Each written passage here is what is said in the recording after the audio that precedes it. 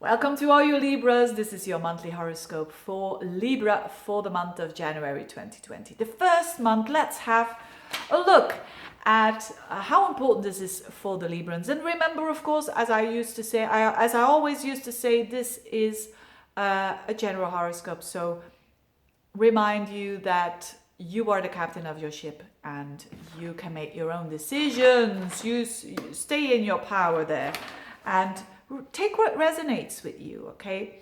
Having said that, January in general for Librans is a very important month for all of the Librans. In particular, the ones who have a birthday around the 14th, they feel it most, what I'm going to explain. But as I said, all Librans will feel it.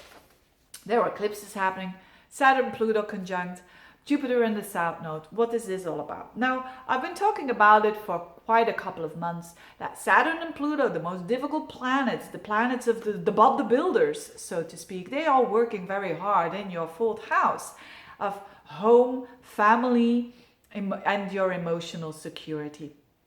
Now, for a lot of you Librans, during the month of 2019, this was a lot about restructuring your emotional attitude.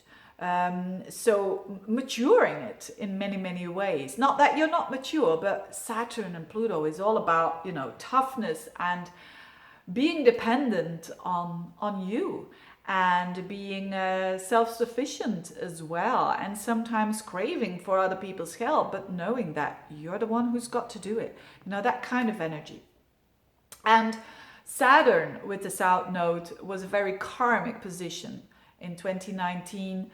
That was all about restrictions and things going slow. Now the opposite is happening. Let's start with that. So notwithstanding the fact that Saturn and Pluto, yes, are now conjoining with each other, so the strong Bob the Builder, so to speak, at the same time you're having Jupiter and the South Node coming together. So yes, this toughness is not gone yet, and it's still there for a lot in 2020. So the restructuring, that is, of your emotional capacity, your emotional setup, so to speak.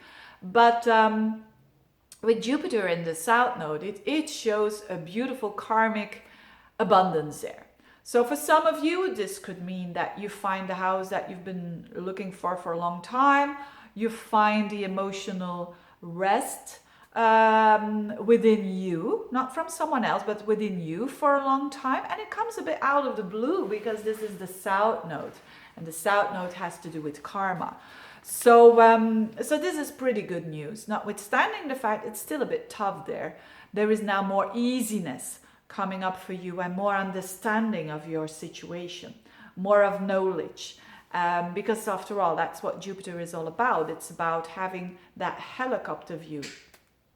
So really good news for the Librans, especially those who have had a hard time with the balancing between home and between work. Home and work balance, it's coming to fruition now, where you can find that new balance there. And that is also because there is this eclipse happening on the 10th of the month, but you feel it the whole month, with the moon and with the North Node in the highest point of your horoscope.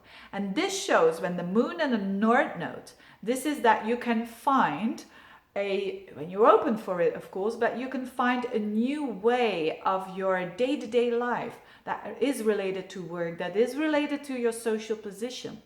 And especially if you want to get out of a rut, if you're saying this is same old, this is an opportunity here. So for some of you, a new job. For some of you, a new opportunity to change something that has to do with job. Maybe you are like 65 and you want to retire, and you're not going to do that. You're just going to maybe adjust yourself to working part-time, for instance, etc. There is new opportunities there coming up for you that is related to work, but that is also related, because of work, to give you more emotional stability. And that is really an interesting time. So very important month for Librans, for all the cardinal signs, but also for the Librans. And last but not least, your ruler Venus is also in a very important position now.